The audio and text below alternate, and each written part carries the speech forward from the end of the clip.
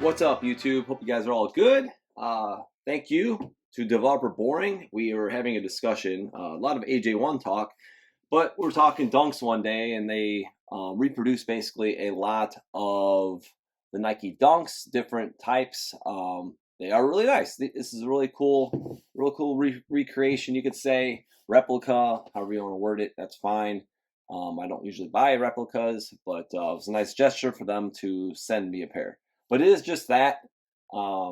It is like the original box, even like the tags and all that stuff that are inside the shoe.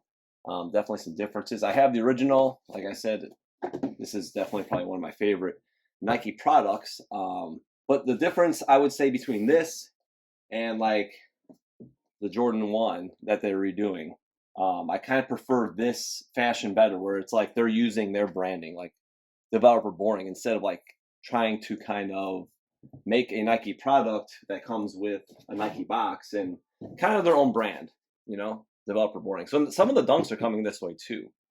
So there's a little gray area with, the Nike box or the brand of like HVND, their own brand, Vibe Remake Lab. So I prefer just to, be a little more transparent to where this is Developer Boring's program or product, right? But at the same time, I totally understand like the pigeons, like these even, like to get a pair used, they're stupid now. They're like $1,000, $700. So a much cheaper alternative for people that want to buy a shoe. I totally get it. I wouldn't spend that much money. I'm gonna buy some OGs for that price. So it kind of feeds to the market for people that really want it. But these, again, they're made really well. They're nice. They got the Zoom Air insoles. There's definitely some differences, but overall, for an alternative, instead of spending like a ton of money, like brands like Developer Boring, it is kind of nice to have that if you really want to choose to go that route. But yeah, overall, nice shoe.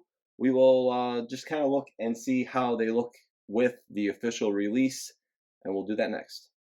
All right, first to take a look at the boxes, and you can see the labels are a little different.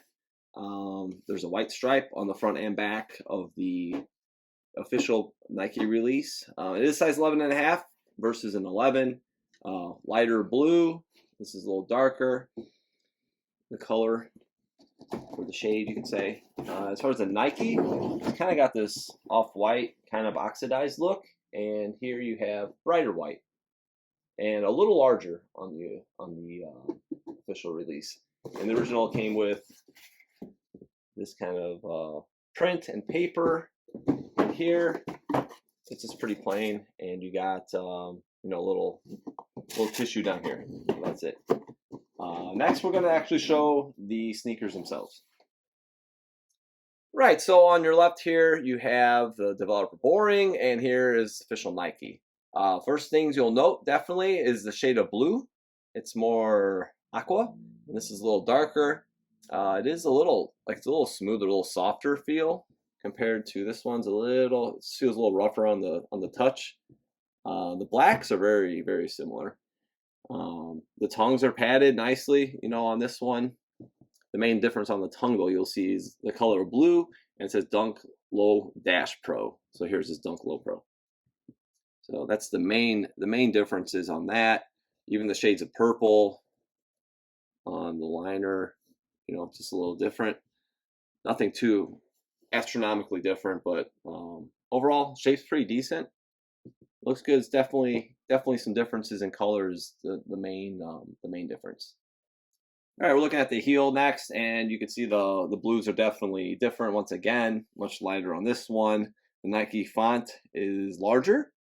The midsoles are really good on these. It looks pretty much identical. You got the purple stitching even layered in there.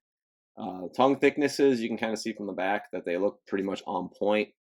They even put on the Developer Boring on the left here. You can see it says made in Vietnam, which they are made in China, but they're just trying to make them true to the original release.